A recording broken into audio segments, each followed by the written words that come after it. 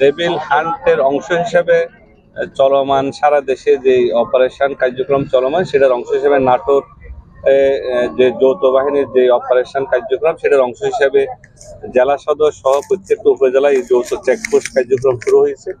বাংলাদেশ সেনাবাহিনী, Bangladesh police, rapid action battalion সহ অন্যান্য যে সংস্থাগুলো আছে সবাই একত্রিতভাবে আমরা কার্যক্রম চালাচ্ছি, যেন কোনো ধরনের দুষ্কৃতিকারী, সমাজে বিশৃঙ্খলাকারী কেউ যেন সমাজে মাথা ছাড়া দিয়ে উঠতে না পারে।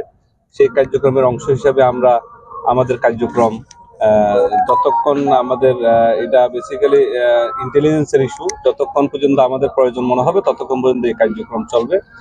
সেটা আমরা সময় মতো আপনাদেরকে জানাবো কতক্ষণ কতদিন চলবে।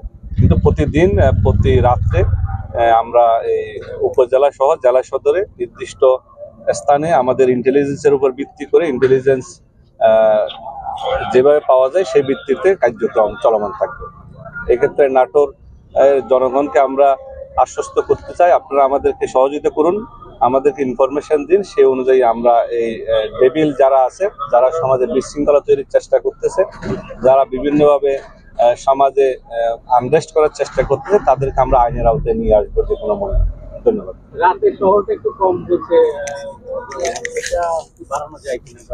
রাতের টহল কার্যক্রম আসলে শুধু পুলিশি পোশাকে না, র্যাবের পোশাকে না, আমাদের সেনাবাহিনীর পোশাকে কার্যক্রম যতটুকু আপনারা দেখছেন, এর বাইরেও কিন্তু আমরা ইন্টেলিজেন্স বেস প্রচুর লোকজন আমাদের মাঠে আছে, সেটা হয়তো আপনাদের চোখে পড়তেছে না। কিন্তু জনগণকে আমরা আশ্বস্ত করতে চাই, নাটোরে যে আইন শৃঙ্খলা পরিস্থিতি আমরা যে ধরে রাখছি সেটা ধীরে ধীরে আরো ভালো হবে ইনশাল্লাহ। জনগণের ভীত হওয়ার কোনো কারণ নেই।